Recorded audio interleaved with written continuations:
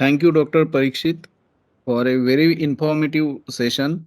Very informative for the dairy farmers as well as the veterinarians and animal artificial insemination technicians so AIT workers और आपने इस session में genomic bull क्या होते हैं, genomics, how genomics helps in improving the productivity, फिर बाद में pedigree, body trait, so many production traits, health and fertility, calving traits.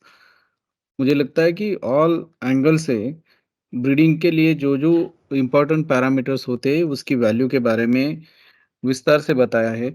मुझे लगता है कि नाउ बहुत सारे फार्मर्स के लिए एज वेल एज डॉक्टर्स के लिए ब्रीडिंग वैल्यू क्या होनी चाहिए इसके बारे में जो भी कंसिडरेशंस थे वो पूरी तरह से क्लियर हो जाएंगे।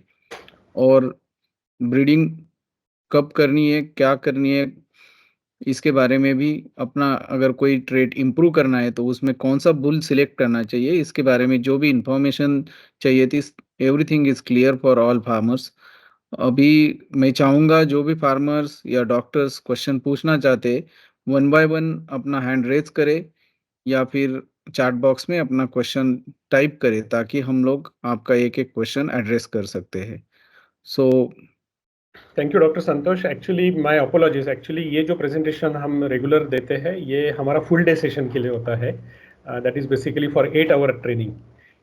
बट आई अंडरस्टैंड कि ऑनलाइन सेशन में हमें बहुत सारे चैलेंजेस होते हैं और हमारा टाइमिंग भी जो है तो मुझे बहुत स्पीड अप करना पड़ा, बहुत सारी चीज़ें जो है मुझे स्किप करनी पड़ी या फिर बहुत जल्दी जल्दी में जस्ट ओवरव्यू उसका बताना पड़ा।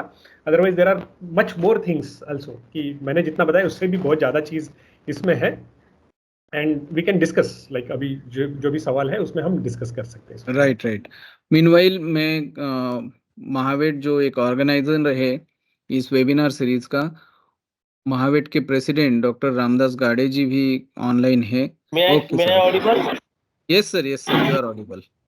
Dr. Parikshit Deshmukh, Sir. what I have learned in the college, I think that was the 50% applied knowledge. But what I have learned in this session, I think it is 100% applied knowledge in the field veterinarian. और ये farmers के लिए भी बहुत अच्छा था, क्योंकि अगर किसी को गाय का गोठा चालू करना है, बिजनेस चालू करना है, तो selection and culling are the best tools. जो भी खराब है उसको निकाल दो, जो भी अच्छा है उसको बढ़ावा दो, ताकि तुम्हारा बिजनेस भविष्य में फायदे में रहना चाहिए। इसलिए आपने जो भी आज बात कही वो सचमुच तो डॉक्टर्स को जितना मालूम था उससे भी ज्यादा ये फार्मर्स के लिए बहुत इम्पोर्टेंट सेशन था। मुझे लगता है महाराष्ट्र के बहुत सारे फार्मर्स मराठी में सुनना चाहते थे, मगर ठीक है, महाराष्ट्र के फार्मर्स अगर हिंदी नहीं बोल पाते मगर समझ तो पाते हैं। आपका ज्ञान उनकी तरफ से फायदेशीर है। आपने बहुत ही अच्छा तरह से ये ज्ञान दिया है। मैं हमारे ऑर्गेनाइजेशन महावीर की जो भी एसोसिएशन है हमारी महाराष्ट्र वेटनरियंस की, गवर्नमेंट की, उससे तरफ से और हमारे सब डॉक्टर और फार्मर्स की तरफ के आपका बहुत-बहुत शुक्रगुजार हूँ। ऐसा ही ज्ञान और एक बार हमको दे सके तो अच्छा रहेगा, क्योंकि ये फार्मर्स के लिए बहुत जरूरी है। बहुत सारे हमारे इधर जो फार्मर सिलेक्शन करते हैं, वो जो पहला फोटो आपने दिखाया था कि इतना लीटर दूध देती है, इतना एक वेट का है, मतलब इतना पार्चुरेशन उसका हुआ है, मतलब उसका उतना एज है, तो फार्मर्स खरीद लेता है। मगर बॉडी स्कोर देख के जो भी जेनेटिक्स उसका मालूम होना चाहिए वो आज हमको पता चला। और फार्मर्स को भी मैं बोलता हूँ कि ऐसे जो ज्ञान देने वाले सेशन है उसमें ज्वाइन होना चाहिए, ताकि खाली कष्ट करने से कुछ नहीं होगा, मगर अगर साइंस और टेक्नोलॉजी अप्लाइड करेंगे तो आपका बहुत सारा मुनाफा पाओगे। इसलिए मैं आपको बहुत-बहुत बधाई देता हूँ और अगले बार फिर आपको एक बार जो भी बात बची है फार्मर्स के लिए जो भी इम्पोर्टेंट है वो उन्हीं की भाषा में अगर आप बता देंगे तो फार्मर्स के लिए बहुत अच्छा रहेगा। Thank you sir. Definitely sir. So हमारे पास में और एक दूसरा अच्छा टॉपिक है कि सेक्स सीमेंट जो है, बहुत सारे लोगों को ये पता नहीं है कि सेक्स सीमेंट कैसे बनता है, तो उसके पीछे क्या साइंस है, वो कैसे बनता है, तो हम उसके ऊपर भी एक सेशन ले सकते हैं ताकि उनको पता चले। बहुत सारे लोगों के मन में ये भी है कि सेक्स सीमेंट बहुत महंगा है, जो आज 1500 में या 1000 रुपये में मिलता है। बहुत सारे किसानों को ये पता ही नहीं था कि आज 1,500 में मिलने वाला सीमेंट पहले 5,000 का मिलता था। तो ये टेक्नोलॉजी इंडिया में आने की वजह से ये 1,500 हुआ है। जैसा कि मैं देख सकता हूँ काऊ फीड जो पहले 15,000, 30,000, 40,000 के मिलते थे, अभी जियो की वजह से ये बहुत सस्ता हो गया है।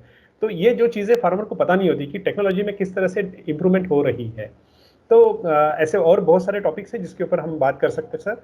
और गाड़े sir, thank you very much, आपने ये जो प्लेटफॉर्म जो क्रिएट किया है जिसकी वजह से बहुत सारे लोग एक साथ जुड़ सकते हैं और अलग अलग टॉपिक पे ये डिस्कस कर सकते हैं और नॉलेज ले सकते हैं। Sir, can I ask one question? Yes sir, please. Yes, Sir, yeah, sir, I am Narendra Patel, belongs to North Maharashtra, Shirpur, and let me congratulate you on behalf of all farmers that you have been rendering services for farmer society. And today's session was excellent, fabulous. We had got wonderful knowledge about breeding. You know, one should must know the breeding knowledge. How can he start the dairy business? Secondly, sir, there are 2-3 questions of mine. First of all, can you take the reproductive training session of farmers as well as the artificial insemination courses also for 90 days, just like the ADDB has started in Haryana and Punjab. Those farmers are getting the trainings of the artificial insemination. And what about biosecurity? You haven't covered the biosecurity of farms. How can do our biosecurity of our farms? That must be included in your lecture in future. And we are also grateful that we have to get some more knowledge from your side in future. Thanks once again from our side, sir. Thank you. Right. Thank you, sir. So actually, as a company, our mandate is not to give a training, because in India, if you want to give a AI training and all those things, so you need to go to the government. There should be a proper registration for the institute, and then all these things are available with a buy-up. So at this moment, we are not in that part where to give a training, especially certificate course for the artificial insemination and all. But we are giving. We call ourselves as a genetics company. So for a genetics company, these are some of the platform where we give free of cost knowledge. And this knowledge is not only limited to my product or my company. This knowledge can be used in any company, any product. So well taken, sir. Second question was like about the biosecurity. Yes, since that was little different topic than the genetics or the breeding, but we have an expert. I can ask them to come on this platform and give a full session on biosecurity, who has worked last 30 years only on a semen station, on a private as well as government semen station, who has visited more than 8 countries, and he has seen various semen stations of different countries and how the biosecurity need to measure. I can invite him, or I can ask him to come and give a session on this, on the biosecurity only. Yes. Okay. Thank you, sir. So, Thank you. Doctor Parikshit, एक question था chat box में कि please explain about the pros and cons with Jersey and HF breeding. So he might be asking कि Jersey और HF में farmer किसको prefer करे और किसके क्या एडवांटेजेस हो सकते हैं, थोड़ा। Right sir. सो जर्सी और HF में एज ए कंपनी हम रिकमेंड ये करते हैं कि हर फार्मर ने दोनों ब्रीड को रखना बहुत इंपॉर्टेंट है। एक ही ब्रीड को रख के शायद डेयरी फार्मिंग में उतना सक्सेस उसे नहीं मिलेगा, अगर वो 2 ब्रीड रखता है उससे ज़्यादा सक्सेस मिल सकता है। फॉर एग्जाम्पल, होल्स्टीन ये एक यूनिवर्सल ब्रीड है। आप वर्ल्ड के किसी भी कोने में चले जाओ, किसी भी एनवायरमेंटल कंडीशन में चले जाओ, किसी भी टेम्परेचर कंडीशन में चले जाओ, किसी भी जियोग्राफिकल कंडीशन में चले जाओ, आपको होल्स्टीन ब्रीड दिखेगी। इसका मतलब यह है कि होल्स्टीन जो है ये प्रूवन ब्रीड है कि जो हर एनवायरमेंटल कंडीशन में अगर आपने अच्छी मैनेजमेंटल प्रैक्टिसेस रखी है तो रह सकती है। ये ह्यूमिड एनवायरमेंट में भी सस्टेन कर लेती है, but you need to give a proper management practices like fan and other things you need to give it. So there is a possibility. Second thing is that अभी market की demand के हिसाब से farmer को अपने यहाँ पे animal रखना जरूरी होता है। इससे पहले फार्मर क्या करता था, गाय रखता था कि डैम उसे कितना फैट, मिल्क और फैट कितना % मिलता है वो हिसाब से। Why buffalo milk is more famous in India? Because buffalo में by default काऊ से ज़्यादा फैट होता है, तो फार्मर को पता है कि ज़्यादा फैट है, दूध भी अच्छा मिलता है मुर्रा से, तो उसे ज़्यादा पैसा मिलता है गाय से। इसलिए हम आज भी देखते हैं कि बफेलो ब्रीडिंग और बफेलो मिल्क बहुत ज़्यादा होता है। उसी तरह से जर्सी और होल्स्टीन रखते वक्त अगर उसका कॉम्बिनेशन 60-40 या 70-30 के कॉम्बिनेशन में 70% होल्स्टीन एंड 30% जर्सी, अगर हम इस कॉम्बिनेशन में ब्रीडिंग करते हैं और रखते हैं। दूसरी बात, दोनों ब्रीड के बीच में ब्रीडिंग नहीं करना है, उसकी प्यूरिटी आप मेंटेन करो। बहुत सारे लोग उसमें क्रॉस करते हैं कि होल्स्टीन में जर्सी का सीमेन या फिर जर्सी में होल्स्टीन का सीमेन, वो नहीं करना है। दोनों ब्रीड यूनिक है, दोनों ब्रीड की प्यूरिटी मेंटेन करनी है। दोनों ब्रीड में सीमेन लगाने से पहले इस तरह से थोड़ा स्टडी करके आप उसमें सिलेक्शन, अच्छे बुल का सिलेक्शन करके सीमेन लगा सकते हो। नाउ व्हाई दोनों ब्रीड रखना जरूरी है, क्यों रखना है? क्योंकि Holstein is known for volume, उससे अच्छा दूध का वॉल्यूम आपको मिलता है, तो volume is also associated with your money.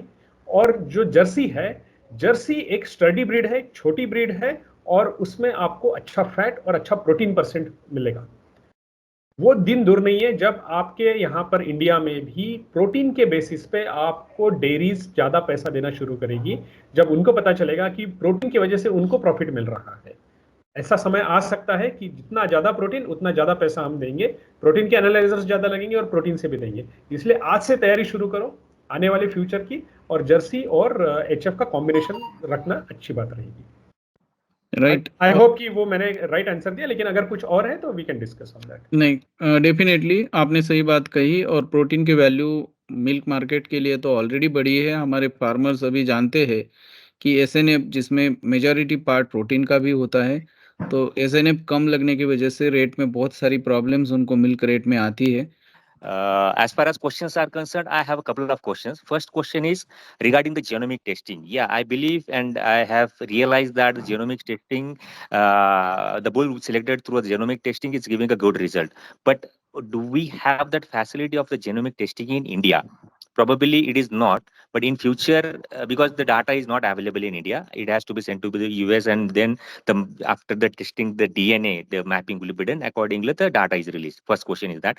Second question, now I know that what is productive life, but so many people wherein I meet the farmers, when we say the productive life of a bull is 3 months, in that case, what is their thinking is that एक lactation में उनका 3 महीने ज़्यादा दूध देती है, but which is not correct actually. You also know that. So I would like to answer to on behalf of all the farmers these two questions. Yeah. So, sir, first I will answer the first question, which is very important, genomic testing. So, there was a time when it was not available in India, but now nothing is impossible. So, I always say ki why one should use the genomic tested bull. So, wherever there is a farmer meeting, if 100 farmers are there, I just ask who is having Nokia phone in their pocket. Hardly I see a Nokia phone in anyone's pocket, or you can check it now. If 100 people are there, hardly I will see anyone is having Nokia phone. Why? Because now we have switched to Android phone. So then I ask a question, why you are doing since a dam selection when there is a new technology? Then people, they start questioning where to test. Now there are companies like they have their office in India, Bangalore. They can do this testing. They have ability. Now there is a package. Package means there is a kind of a software which is CDCB enabled software. So what you need to do is that you need to ask an American company. Then you need to just tell them, create a demand, tell them we want our animal data to be screened as per the CDCB requirement and give us a result, submit us the result. So there is a proper software package, so they can taste the sample. So you need to collect either hair sample or the blood sample or tissue sample of the animal, give it to them. There may be some charges for the DNA extraction and then the proper screening. But again, as you know, this is SNP based. There is a chip, high density chip and low density chip. More is the volume, lesser is the price. If you give only one sample, then if there is a 500 sample plate is there, and if you keep one sample, then you may give 500 times more cost for one sample. So better club the sample, give it to them, discuss and negotiate with them, and they can give this service. It is a high time to push them that we want this to be done in India, and they can do it because it's a global company. They have their office in India. We tried in between. We are in process right now, and hopefully within a 2-3 months, I think we will get the first result from them also. This is about first. Second is the productive life, as you have mentioned. So yes, productive life, I will always say ki, there are a lot of confusion among the people. Some people, they believe the productive life is only for one lactation. In one lactation, I will get extra 1 month or 2 months. Okay, so that is a lactation days basically. So always count the lactation days of your cow. Every farmer need to maintain a record, and they should know, if I come to any farm, they should able to tell how many animals they have, and each animal gave how much days milk in a last lactation, when they have dried the cow, and what was the time when they started drying, what was the milk. Hardly you will see this record in any of the farmer. So one information is very important, is that how many days your cow is giving milk, whether it is giving 305 days or 200 days or 250 days. This is one. Second is that is a lactation length. Second is that productive life. So productive life, in a broader term, we say how many lactations cow can survive in the farm, how long she can sustain. She will be out after 3, 4 or 5 lactation.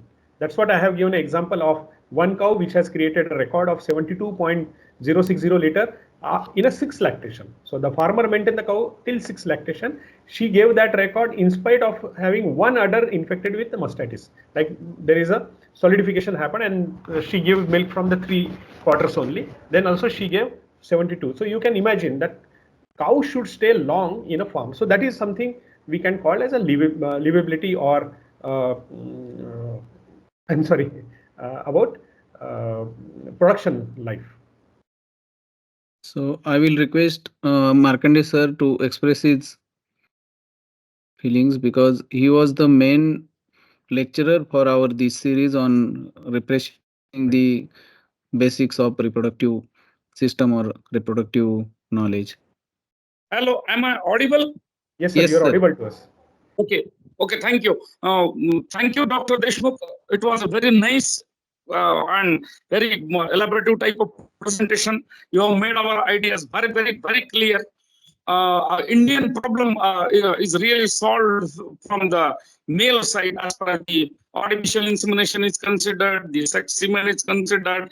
Now genetic valued straws are also available from the male side. Our real problem in genetics is a female. Yes. So we have a range of 400 ml to 40 liters the productivity in case of Indian cows. So is there any solution from your side for these cows to test for genetic values, number one? And everyone is interested to go for higher yields, higher yields, higher yields. So it will be more appropriate, as you have told, that 30 liters cow, yielding cow may be having a chance to be bred with a bull having capacity of 40 liters of the milk, dams milking. But if a farmer is choosing that particular 40 liters bull for a 10 liters cow, that is something wrong, I think so. So any solution from female side, that's just you please explain for we all. Thank you. Right, sir. So first of all, many farmers, they believe more production means more profit. It is not like that. In United States, sir, it is happening that they are giving zero value for the milk production, because their majority of the animals, I'll say majority means more than 80% animal, they have reached to optimum milk production, that is plus 12,000 liters. So now those farmers don't want more than 12,000 liters. However, in India, even if we get 18,000, 20,000 people say, give me that type of bull or give me that type of semen, I want to use it because I want more and more.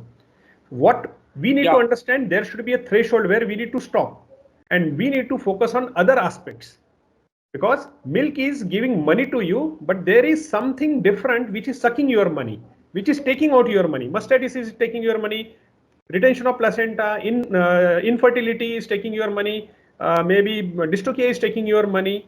All these are the issues, problems, challenges which farmer need to consider. So that's where we need to change the perspective of our farmer, that first fix where you want to stop in terms of milk production. So they can fix up their own limit. Okay, 30 liter is okay for me. Now I want to focus on other challenges which is there in my farm. So this is what I feel, sir, need of time. And it is not necessary that United States decided to stop at 12,000 or 13,000 liter. That means we should also reach there. We can have our own standard, and we can say, okay, 8,000 is okay for us. And any animal which is reaching 8,000, then the focus should be shifted on other parameter which is giving extra burden to the farmers. This is one submission. Second, you said, sir, what about the animals which is giving less milk, and if we can do the genomic testing. So, sir, currently this technology of genomic testing is available for 2 to 3 breeds, or more, especially dairy breeds, 2 breeds, that is a Holstein and Jersey. Because, sir, in this case, when you want to do the genomic testing, there is a need of background data. So if you visit the CDCB website, you will see the Holstein 13 lakh animal background data is available, and every 4 months around 20-30 animals data is added in every 4 months, and this is how the data is becoming very stronger and stronger, and that's where we are able to select the bull. Now in case of our Gir, Sahiwal, or our indigenous animal which are the milking breed, that's where we are lagging. Our NDDP and many institutions, they tried, because earlier I was working with Thermo Fisher Scientific, where my job was this only, to give the solution to the institutions. So I was talking to NDDB and many other institute, giving the genomic testing solution to them. So what is the major problem is, we don't have the background data of our own animal. So suppose if the Gir animal is there, somebody will orally will tell that this animal is giving 20 liter. But if you ask the 200 days data, the data cannot be produced. So if there is no written data that cannot be matched with the genomic data, then we are not able to proceed further for the genomic testing of our own animals. So at this moment, sir, if it is a Holstein cow, pure Holstein, and pure Jersey cow, even if it is getting 5 liter or 10 liters of milk, yes, genomic testing can be done and understand what is the potential of this animal. Second, if it is an indigenous animal, there is long way to go for the genomic testing, sir. So, doctor Parikshit, आपके इस explanation के साथ एक और thing I will like to add, कि जो data keeping की बात आप कह रहे थे, data regarding the breeding of animal, data regarding the productivity और milk production of animal for a throughout the lactation period, Jio Gau Samriddhi farmers के लिए फ्री ऑफ कॉस्ट ये फैसिलिटी दे रही है। जियो गौ समृद्धि ऐप अगर आप डाउनलोड करते हो तो वो ऐप फार्मर्स के लिए फ्री ऑफ कॉस्ट है, regardless of you are having the cattle monitoring system from Jio और नॉट। आपके पास अगर ये सिस्टम नहीं भी है तो भी आप ये ऐप ले सकते हैं, जो फ्री ऑफ कॉस्ट अवेलेबल है ऑल ओवर इंडिया के फार्मर्स के लिए।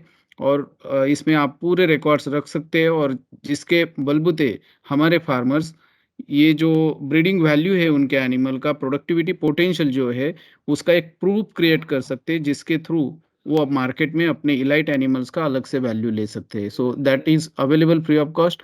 So another question I expect from respected Dr. Dhananjay Parkale sir, who is ex-animal husbandry additional commissioner.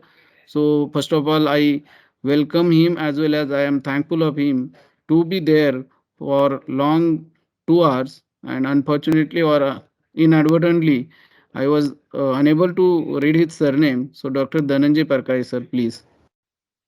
Is it now, am I audible? Yes, sir. Yes you are sir, audible. yes sir. No. Thank you, Dr. Deshmukh, and thank you, Dr. Santosh, Dr. Gade, for organizing very good, informative workshop, online workshop. Thank you, Dr. Deshmukh, for realistic information sharing. Regarding particularly for in the last few minutes, you explained that the genomic value of the indigenous animals, we are still in waiting for the data, backup data. Yeah. That was the problem since long. I tried to build up that data through our one of the scheme for genetic improvement of animals in Maharashtra. But unfortunately, somehow farmers and staff is also lagging behind. But now the importance of the data they have understood, and the most important part in artificial insemination. We do about 50 lakh artificial inseminations in state every year, including private and government. But unfortunately, how to select the straw from the container is not taught to anybody. Everybody teaches about the technique of AI, but how to, with what kind of semen he is going to perform AI still remains unknown to the many of the inseminators. Right. So you explained the right information you gave in this workshop. So I congratulate the Jivogau Somruddhi also, the ABS also, to Dr. Deshmukh also, and Dr. Santosh. Thank you very much. So I'm happy to note like all the Maharashtra farmers who they are there, because it was like Prakash sir, because of his effort only the Maharashtra farmer could able to get the Seximen in India's cheapest price. So whatever the 80 rupees, 81 rupees, right sir? Yes, You yes. made available at 81 rupees. That was like But that is excellent. still lying with us. Mainly troughs are lying with us. No. Anyway, that is still there. Once you do the effort, other has to take that baton and take it forward. We are doing our level best effort to ensure that every farmer is getting at the cheaper rate. Thank you for your Yes, effort also, sir. Well said sir, respected sir. मुझे लगता है कि sir ने जो जिस scheme की बात कही है GIS, वो really genetic improvement scheme was, Maharashtra was the first state in the India कि जहाँ पे ये स्कीम इनिशिएट की गई थी, और जिसके थ्रू इलाइट काऊ को ब्रीड करने के बाद उससे जो नेक्स्ट जनरेशन हीपर जो आ रही थी, उनका भी बेटर रियरिंग करने के लिए लोगों को 5,000 रुपीज़ का इवन अमाउंट भी, अवार्ड भी दिया जाता था। So it was a really nice initiative. I will also like to add, यही महाराष्ट्र से अनदर सीनियर वेटनरियन और बॉम्बे वेटनरी कॉलेज के डीन रहे डॉक्टर अब्दुल समद, अभी अभी परीक्षित जी ने जो डेटा कीपिंग की बात कही थी, सो 20 years back he developed A Hardman software, जिसका मोटो भी यही था कि प्रोडक्टिविटी बेटर और बेहतर करने के लिए, डिसीजेस को कंट्रोल करने के लिए इस तरह से डेटा कीपिंग का यूज़ किया जाए। सो महाराष्ट्र में बहुत सारा पोटेंशियल है, तो मैं चाहता हूँ कि महाराष्ट्र के farmers as well as veterinarians इसको आगे लेके जाए और बेहतर प्रोडक्टिविटी वाले एनिमल्स हमारे। डॉक्टर परीक्षित, इसी लाइन में एक और इम्पोर्टेंट क्वेश्चन है जो पंडित पाटिल जी ने कहा है कि फार्मर्स बहुत बार पूछते हैं कि उनके से फॉर एग्जांपल उनके पास 20 एनिमल है, तो 20 एनिमल के लिए फिर वो अलग-अलग बुल सिलेक्ट करते हैं और फिर आगे चल के फिर उनके लिए आइडेंटिफिकेशन कि नेक्स्ट जनरेशन को कौन सा बुल यूज़ करे, क्या करे। तो आपकी ब्रीडिंग स्ट्रैटेजी में एडवाइस क्या होगी कि एक जनरेशन में लिमिटेड नंबर ऑफ बुल्स को यूज़ करे और फिर अगले जनरेशन में भी आगे चल के फिर इनब्रीडिंग अवॉइड करने के लिए बुल सिलेक्शन ईज़ी हो जाएगा, या फिर you will recommend as per need जितने भी बुल आप यूज़ कर सकते हो एक ही टाइम पे एक ही ईयर में फार्म में यूज़ करें? नहीं, जैसे इससे पहले जो सवाल पूछा था, मैं बिल्कुल, अगर आपके यहाँ पे 40 या 50 गाय है होल्स्टीन की, तो मेरा सबसे पहला आंसर उसमें ये रहेगा कि उसकी कैटेगरी बनाओ आप। हर कैटेगरी की अलग रिक्वायरमेंट होती है, तो आप कैटेगरी बनाओ कि भाई मेरे पास में होल्स्टीन गाय है लेकिन 10 ही लीटर दूध दे रही है, उसकी एक कैटेगरी बनाओ। एक कैटेगरी है जो मेरे यहाँ पे 30 लीटर दूध दे रही है, अभी मेरे को इससे ऊपर नहीं जाना, लेकिन उसमें बाकी प्रॉब्लम सॉल्व करने हैं। ठीक है, उसमें क्या प्रॉब्लम हो सकते हैं उस कैटेगरी के हिसाब से आप बनाओ, और बाद में आपका जो बुल सिलेक्शन है वो आप सबसे बेस्ट बुल उस कैटेगरी के लिए कौन सा है, उस प्रॉब्लम के लिए वो बुल आप सिलेक्ट करो। तो अगर आपके यहाँ पे 40 एनिमल है तो सबसे पहले 4 या 5 कैटेगरी बननी चाहिए। 4-5 कैटेगरी में आप डालिए, हर कैटेगरी का एक इंपॉर्टेंस होना चाहिए, आपके एक उसके 5 पॉइंट्स होने चाहिए कि इस कैटेगरी के एनिमल में मुझे दूध बढ़ाना है, मुझे फैट बढ़ाना है, मुझे मस्टाइटिस कम चाहिए, मुझे लेग प्रॉब्लम कम चाहिए, मुझे अडर अच्छा चाहिए। तो फिर आप ये 5 पैरामीटर को लेके एक बुल सिलेक्ट करो और उस कैटेगरी के 5-10 जो भी एनिमल है उसमें आप उस बुल का सिलेक्शन करना है। एक दूसरी कैटेगरी होगी, वहां पे आपको 35 लीटर्स वाली कैटेगरी है, सपोज सब एनिमल्स है, अभी आपको बुल ज्यादा नहीं चाहिए, तो आपका फोकस ज्यादा दूध वाला एनिमल नहीं है, आपका फोकस यहाँ पे है बाकी प्रॉब्लम्स। आपको पता है इस कैटेगरी के इसमें आपने फर्टिलिटी के चैलेंजेस देखे हैं, आपने वहां पे बाकी जो है मे बी डिस्टोकिया के चैलेंजेस देखे हैं, या फिर कीटोसिस था, वो प्रॉब्लम से रिलेटेड ही बुल आप सिलेक्ट करो। फिर आपको ये नहीं देखना है कि मेरा दूध बढ़ना चाहिए, आपको तो यहाँ पे ये देखना चाहिए कि अभी ये मेरे प्रॉब्लम है, ये इस आने वाले संतान में नहीं आने चाहिए। अगर आपका खर्चा कम हो गया तो आपका प्रॉफिट बढ़ गया। तो प्रॉफिट सिर्फ दूध बेचने से नहीं होता है, प्रॉफिट खर्चा कम करने से भी होता है। तो इस तरह से अगर आप उसका कैटेगराइजेशन करके फिर बुल सिलेक्शन करोगे तो अच्छा होगा। जरूरी नहीं है कि आर्माडा ही लेना चाहिए या ब्रूटी लेना चाहिए क्योंकि वो मेरे पड़ोसी ने लिया है। मैंने पंजाब में ये देखा है, पंजाब में ये होता है कि अच्छा उसने कौन सा लगाया, आर्माडा लगाया, अच्छा आर्माडा अभी बहुत चल रहा है, मैं भी आर्माडा लगाऊंगा। That is not the correct way. हम बिल्कुल नहीं चाहते, एबीएस में हम बिल्कुल नहीं चाहते हैं कि कोई एक पर्टिकुलर बुल बिका जाए। हमने मेहनत करके 10 बुल इंपोर्ट करके लाए, उसमें से हम 2 ही बुल में नहीं ये करना चाहते, हम जानते हैं हर बुल की एक स्पेशलिटी है और उस हिसाब से ही आपको उसका सिलेक्शन करना है। तो जैसा आज का प्रेजेंटेशन है ये यूट्यूब में भी रहेगा, आप 2 बार देखिए, 3 बार देखिए और फिर आपका कैटेगराइजेशन करके आप सोच सकते हैं कि अभी कौन से प्रॉब्लम के लिए मुझे कौन सा बुल का और कौन सा पॉइंट्स का मुझे बुल लेना है, सिलेक्ट करना है। होप मैंने इसका आंसर दिया है। सबसे पहले तो मैं डॉक्टर परीक्षित जी का बहुत धन्यवाद व्यक्त करता हूँ, बहुत अच्छा सेशन रहा। थैंक यू बस सर। मैं आपको याद, तो आप चित्तड़ डेयरी की कुछ बात कर रहे थे कि वहाँ पे डीजल से हो गया, वो हाँ। क्या चीज़ है वो बताइए। ठीक है, so it is very beautiful story sir. ABS के साथ में चितले डेयरी करीबन 30 साल से काम कर रहा है। सबसे अभी तो एबीएस यहाँ इंडिया में आई है, पहले वो यूएस से सीमेंट इंपोर्ट करते थे। आज से 10 साल पहले उन्होंने, चितले डेयरी ने ये डिसाइड किया कि हमें कॉस्ट ऑडिट उन्होंने किया कि अगर चितले डेयरी को प्रॉफिटेबल बनाना है तो ऐसे कौन से एस्पेक्ट है जिसके ऊपर उन्होंने कॉस्ट सेविंग करनी है जिससे वो प्रॉफिटेबल होगा। तब उनको ये पता चला कि चितले डेयरी में, तब मेरे ख्याल से उनका कुछ 4 या 5 लाख लीटर दूध का कलेक्शन था, आज से 6 या 7 साल पहले या 5 साल पहले उनका 4 या 5 लाख लीटर दूध का कलेक्शन था और उसके लिए उनके यहाँ पे जितने भी ट्रक थे वो दिन में करीबन 12,000 किलोमीटर जाते थे। तो इसका मतलब सुबह जाएंगे, दूध कलेक्ट करके वापस आएंगे, शाम को फिर से जाएंगे, दूध कलेक्ट करके वापस आएंगे और in between some trucks are going for delivery of this milk to the cities. तो उन्होंने ये आइडेंटिफाई किया कि 5 लाख लीटर के लिए अगर 12,000 किलोमीटर ट्रैवल कर रहे हैं, अगर हमें 10 लाख लीटर पे जाना है तो 24,000 किलोमीटर उनको ट्रैवल करना पड़ेगा। This is what the simple calculation is there, but this is what they have not done. उन्होंने सबसे पहले जब इसमें ये किया तो सबसे इंपॉर्टेंट उन्होंने आइडेंटिफाई किया कि हमें जेनेटिक्स का यूज करना चाहिए और साथ में उन्होंने 2017 से सेक्स सीमेन का यूज करना शुरू किया। तो उनका जो मिल्क शेड है, उनके जो एआईटीज है और उनके जो फार्मर्स है जो उनके यहाँ पे दूध डालते हैं, उनके यहाँ पे सबसे अच्छा जेनेटिक्स और सबसे अच्छा सेक्स सीमेन देना शुरू किया। तो फार्मर के यहाँ क्या हो गया कि पहले 50% मेल 50% फीमेल आते थे, अभी ज्यादा से ज्यादा फीमेल आना शुरू हो गया और जो भी फीमेल आ रहे हैं, पहले सिर्फ 20% ग्रोथ या 15% ग्रोथ होती थी मिल्क में, अभी वही ग्रोथ जो है 60-65% ग्रोथ उनको देखने को मिली है मिल्क प्रोडक्शन में फार्मर के यहाँ पे।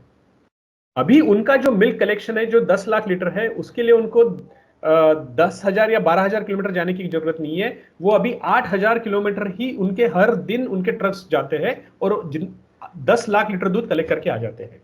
तो क्या हुआ है कि छोटे एरिया में उसी फार्मर का प्रोडक्टिविटी बढ़ने की वजह से जो डेयरी की रिक्वायरमेंट थी उस छोटे एरिया से ही फुलफिल होना शुरू हो गया है। तो over a period of time 5 साल में जो एंटिसिपेशन था कि 10 लाख के लिए 15,000 या 18,000 या 20,000 किलोमीटर रोज ट्रक जाएंगे, ज्यादा ट्रक खरीदने पड़ेंगे, ज्यादा डीजल लगेगा, तो over a period of time diesel का कॉस्ट बढ़ा लेकिन ट्रक का रनिंग कम हो गया और रनिंग कम होने की वजह से डेयरी का जो कॉस्टिंग था towards the diesel consumption, vehicle operation उसका वो कम हो गया, प्रोडक्टिविटी बढ़ गया है और क्वालिटी मिल्क जो है वो स्मॉलर एरिया से मिलना शुरू हो गया है। तो ये एक एग्जाम्पल है प्लानिंग का जिसमें हर एक डेयरी सोच सकती है। जैसे मैंने आपको बताया कि अगर एक डेयरी ने प्लान किया कि हमें आइसक्रीम प्रोडक्शन बढ़ाना है, लेकिन अगर आइसक्रीम प्रोडक्शन के लिए प्रॉपर मिल्क ही अवेलेबल नहीं है तो वो टारगेट कभी फुलफिल नहीं होगा। उसका प्लानिंग 3 साल पहले शुरू होना चाहिए, 4 साल पहले शुरू होना चाहिए। अगर किसी ने सोचा कि मुझे चीज प्रोडक्शन करना है, इंडिया में जो चीज इंडस्ट्री बढ़ रही है, फास्ट फूड बढ़ रहा है, चीज का सप्लाई मुझे करना है, इंपोर्ट हो रहा है, इंपोर्ट को बंद करके मुझे इंडियन ही चीज देना है, तो आपको फिर मोर प्रोटीन लगेगा। तो आप ऐसे बुल का सिलेक्शन करो जिसमें ज्यादा प्रोटीन है और आपके फार्मर्स को अगर वो लेते हैं या फिर डायरेक्टली आप खुद जाके ऐसा ही सीमेन इंसेमिनेट करो जिससे ज्यादा प्रोटीन वाले प्रोजेनिस वहां पे डेवलप होगी। अल्टीमेटली क्या होगा, 1% या 2% ही ग्रोथ होगी, लेकिन वो जब जैसा गोकुल है, गोकुल कोल्हापुर की है, अगर उनके यहाँ पे 30 या 40 लाख लीटर दूध मैनेज करते हैं, उसमें 1% increase in fat is a big number, उनका पूरा टारगेट अचीव हो सकता है। तो ये एक एग्जांपल है कि जो हम ब्रीडिंग के माध्यम से बड़े बड़े कॉर्पोरेट प्रॉब्लम भी सॉल्व कर सकते हैं, उसका ये एक एग्जांपल है।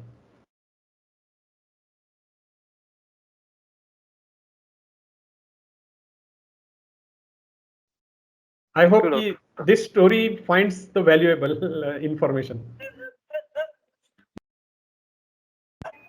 सो आई थिंक सभी आंसर्स हम लोगों ने करे हैं। ये जो भी सेशन आज हुआ है इसको यूट्यूब पे योग गौ समृद्धि के चैनल पे, यूट्यूब चैनल पे अपलोड किया जाएगा और सभी veterinarians EITs as well as पूरे फार्मर्स के लिए अवेलेबल किया जाएगा. So on behalf of Mahavet as well as Jio Gau Samruddhi and on behalf of veterinarians throughout the India, we are really thankful of Dr. Parikshit Deshmukh for a very informative session for the on the fundamentals of modern and commercial animal breeding. I know he has covered such a vast topic in just 1.5 hours, but I think it has created a lot of interest among the vets, paravets, and the dairy farmers. So thank you, Dr. Parikshit, once again, and thank you all for participating in this session. So I am also thankful to ABS India to allow Dr. Parikshit from his busy schedule as a speaker for this session. I'm thankful of Jio Samruddhi for providing a platform as well as allowing me to give my time for farmers and vets. I'm also thankful of Mahavet for taking this kind of informative and continuous veterinary education programs for the vets as well as paravets and the progressive dairy farmers. Thank you all.